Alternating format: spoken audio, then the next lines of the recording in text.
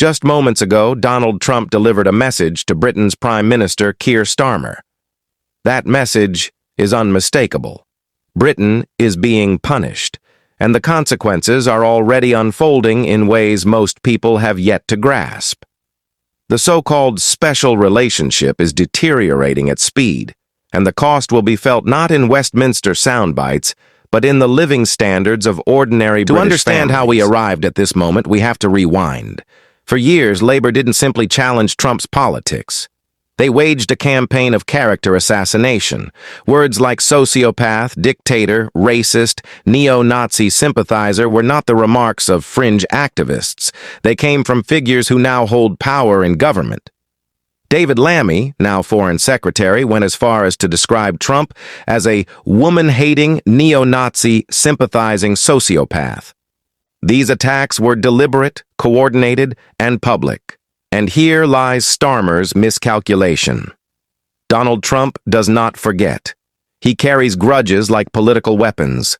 Today, he is once again the most powerful man in the world, backed by the largest economy and the strongest military. And now, he is acting. On January 20th, 2025, at Trump's second inauguration, world leaders from every continent gathered in Washington. They sought access, visibility, influence. Italy's Giorgia Meloni was given prime placement. Argentina's Javier Milei secured private meetings. Even controversial figures were invited. Keir Starmer, Britain's prime minister, the supposed leader of America's closest ally, was not invited at all. That was no oversight. It was a calculated humiliation on the world stage, a clear signal that Britain has been relegated to irrelevance. The message was unmistakable. Insult me, and I will erase your standing entirely. But the snub at the inauguration was only Trump's opening shot. What followed is far more serious and potentially perilous. During the U.S. election campaign, Labour figures didn't just attack Trump rhetorically, they crossed into active involvement. Activists were dispatched to swing states such as Pennsylvania and Wisconsin, canvassing door-to-door on behalf of Kamala Harris. Recruitment posts even appeared online, offering housing for British volunteers to join the campaign effort. When this emerged, Trump's legal team moved quickly, filing complaints with the Federal Election Commission, alleging illegal foreign interference. The legal merits can be debated, but politically, the damage was irreversible. Trump now sees Britain's governing party not as an ally, but as a hostile force that sought to keep him from power. In his eyes, Labour didn't just insult him, they declared war. And now, he is responding in kind.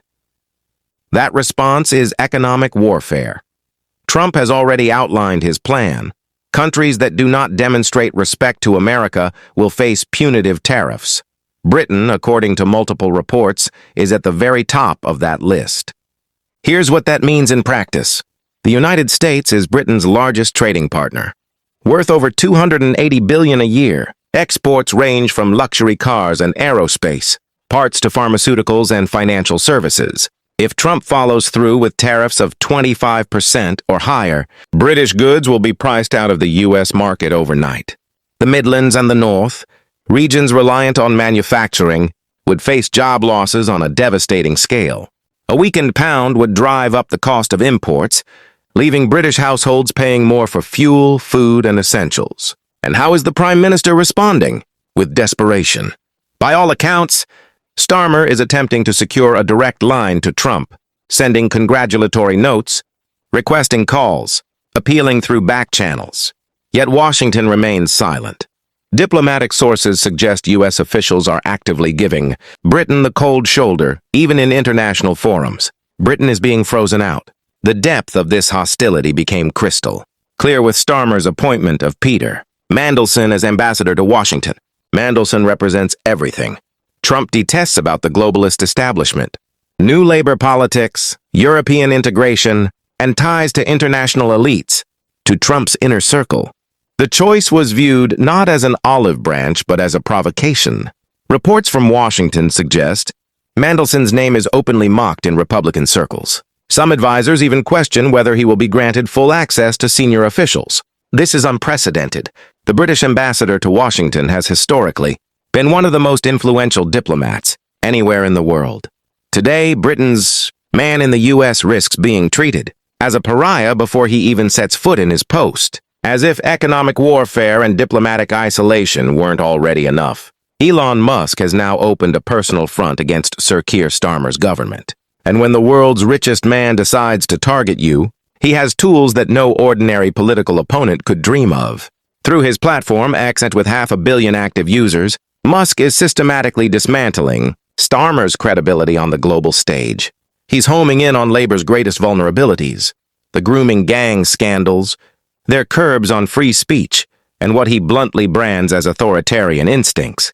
But Musk isn't stopping at criticism. He's taking concrete political action. He has openly endorsed Nigel Farage's Reform UK party, effectively using his vast global platform to tell British voters to oust their own government. Reports suggest he's even weighing significant financial backing for reform, funding that could fundamentally reshape Britain's political landscape. The implications are stark. A foreign billionaire is now directly intervening in British politics, and many in Britain are applauding him for it. Why? Because to them, Musk embodies values they feel their own government has abandoned. The contrast could not be more humiliating for Starmer. While Britain's elected Prime Minister was frozen out of Donald Trump's inauguration, Nigel Farage, a man without any official government role, was treated as a guest of honor. Trump praised him in front of a global audience, calling him spectacular and highly respected, even crediting Farage with influencing his own political style. Whether or not that's true, the symbolism was unmistakable. Trump views Farage as a legitimate leader, and Starmer as irrelevant. The optics are devastating. Trump has made clear he prefers Britain's opposition figure to its sitting prime minister. Farage, in turn, is now positioning himself as the only politician capable of restoring the so-called special relationship. And Trump is, in effect, endorsing that message. Inside Westminster, panic is spreading through Labour's ranks. Senior MPs are asking the unthinkable. Is clinging to Starmer worth sacrificing Britain's relationship with America for the next 4 years? With Trump firmly in power, the stakes are brutal. He has 4 years to impose economic punishment, sideline Britain from international negotiations, and build alliances that exclude London entirely. There is open talk of leadership challenges. Names like Wes Streeting and Angela Rayner are being floated as potential successors who might salvage relations with Washington. The argument is simple. Starmer has become personally toxic to Britain's national interests. Yet even a change at the top may not be enough. Trump's grudges are deep and enduring. To him, Labour is not merely an unfriendly party. It is a hostile force that once sought to block his return to power. Any Labour leader may be viewed as tainted. Starmer's position is further undermined by Labour's posture toward China. While Trump seeks to rally allies into a coalition to contain Beijing, Starmer has kept warmer ties with China, avoiding strong positions on Hong Kong, Taiwan, or human rights, and resisting U.S.-led moves against Chinese technology. To Trump, that makes Britain not only unreliable but potentially compromised. Why share intelligence with a government that may be swayed by Beijing? This is the vicious cycle. The more Trump freezes Britain out, the more Britain risks leaning toward China, which in turn deepens American mistrust. Political insiders now whisper what would once have been unspeakable, forcing Starmer out to preserve Britain's place on the world stage. Each day he remains, the UK's relationship with Washington deteriorates further. Every snub, every missed meeting, every tariff threat chips away at Britain's standing. Other nations are taking note, adjusting their own priorities, and beginning to treat Britain as a diminished power. Trump has already shown how he treats allies who defy him. From NAFTA to NATO to trade wars with China, the pattern is clear. Loyalty is rewarded, disloyalty punished. Britain is now on the receiving end of that doctrine. The escalation ladder is predictable. Stage 1, diplomatic isolation, already well underway. Stage 2, economic pressure, looming on the horizon. Stage 3, active support for domestic political alternatives. And by all appearances, we are already somewhere between the first and second stages. The real question is not whether Trump will escalate further. It is how far, and whether Britain, under its current leadership, can withstand the storm. Keir Starmer made a catastrophic political miscalculation. He bet on Donald Trump never returning to the White House, assuming America's leadership would remain in the hands of Clinton, Biden, or Harris for the foreseeable future. That assumption shaped his strategy, his rhetoric, and his posture toward Washington. It was quite simply spectacularly wrong. And now Britain is paying the price. The bill for Starmer's gamble is still being calculated, but the consequences are already visible. The special relationship that has anchored Anglo-American ties since the Second World War is collapsing in real time. The fallout is twofold.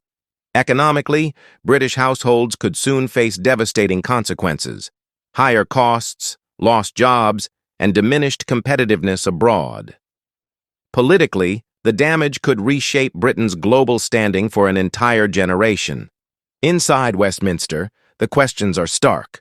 Will Labour sacrifice its leader to salvage Britain's position with Trump's America, or will party loyalty come first, even at the expense of national interests? Can the relationship be repaired, or has the moment already passed? This crisis is moving quickly. Each week brings new diplomatic humiliations, fresh trade threats, and growing uncertainty. The next few months could define Britain's place in the world for decades to come.